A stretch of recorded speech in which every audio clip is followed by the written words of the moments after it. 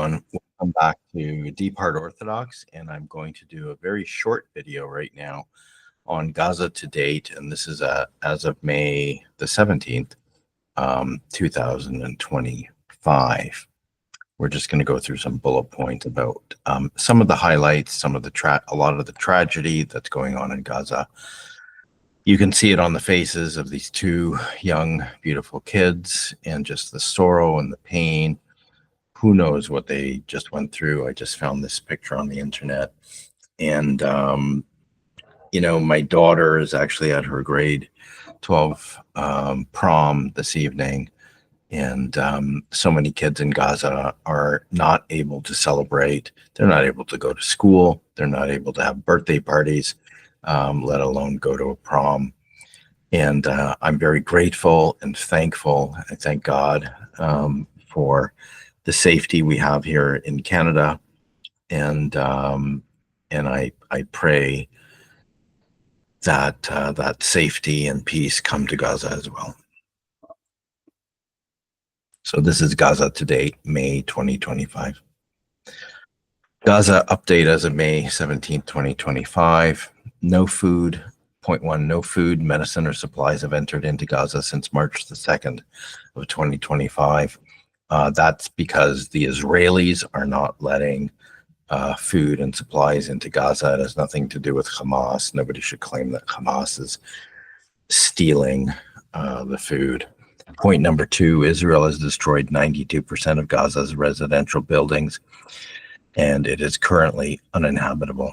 Point number three, Israel has incapacitated 36 hospitals with next to zero evidence of Hamas use. I know they tried going into one and showed a schedule on the wall, but it claimed it was Hamas.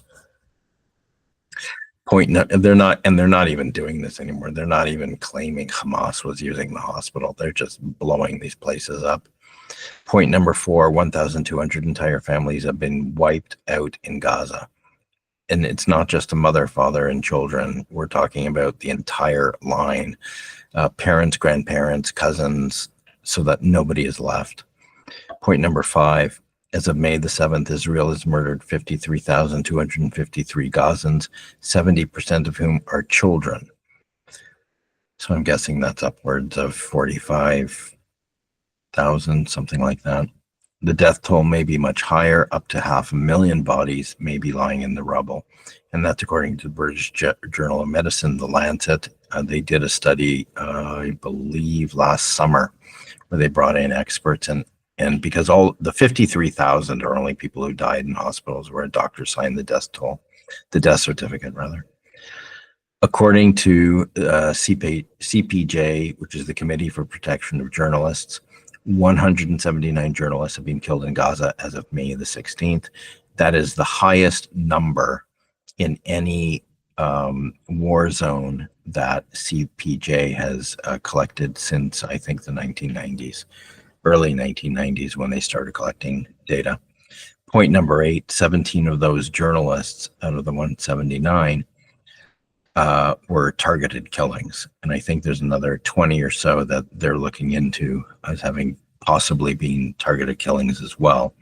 So, it's like what, 15, 20% of them were targeted by Israel to die. Point number nine, 1,109 mosques have been destroyed, including the Omari Mosque, which was an ancient Byzantine church. Point number 10, at least 3 churches have been bombed, including St. Porphyrios, which is one of the oldest Orthodox churches in the world, killing 18 civilians who were inside the church. Human Rights Watch and Amnesty International have accused Israel of using illegal white phosphorus on civilians. They actually dumped white phosphorus on a UN school at one point. White phosphorus, when it comes in contact with skin, it just burns through you. It doesn't stop burning. Point number 12, Palantir, an American company, is field testing AI-driven programs like Lavender to ID targets and kill civilians. Point 13, Israel has flattened all 4 major universities and destroyed 500 out of the 737 schools in Gaza have been destroyed. Point 14, 16 cemeteries were bulldozed by the Israelis. Gaza update, May 17, 2025. Point number 1 on page 2. Israel used snipers to kill civilians. 21 were killed in February of 24 at the Nasser Hospital in Khan Yunis. Remember, they surrounded that hospital, and Israeli snipers set up around the hospital. Anybody who was walking in or out was shot. Point number 2, in July of 2024 at Yarmouk Stadium, a man on a bike was killed by a sniper. Point number 3, Nahida and Samar Anton were shot by an Israeli sniper when walking into the Holy Family Church. And it was actually Cardinal Pizzaballa, who was recently in Rome at the conclave for the new Pope. He is the Latin Patriarch of Jerusalem, and he came out and stated quite clearly that Israel was using snipers to kill people. Point number 4, Gazan doctors have worked on children with gunshot wounds to the head and chest. Point 5, Jewish American surgeon Mark Perlmutter stated that Israeli snipers are shooting kids. So in an interview with American media, he stated as following: Israeli snipers target kids. No toddler gets shot twice by mistake by the world's best sniper. And they are dead center shots. In 30 years, I haven't seen this level of carnage against civilians.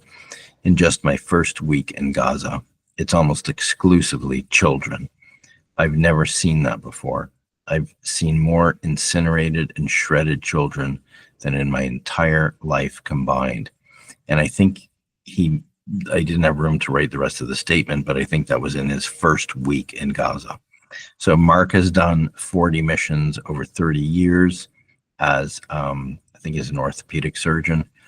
And he's gone to all sorts of disaster zones. He has never seen this kind of carnage in his life, especially children. And he's clearly stating, and other doctors have stated it as well, that Israel is using snipers to shoot children, headshots and chest shots. They're not just taking out their legs anymore.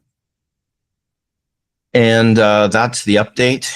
The next video I'm going to upload is Israel Palestine, the background of 1948. And I will also be posting more segments on our Bible study of Mark. So stay tuned for all of that good stuff coming up.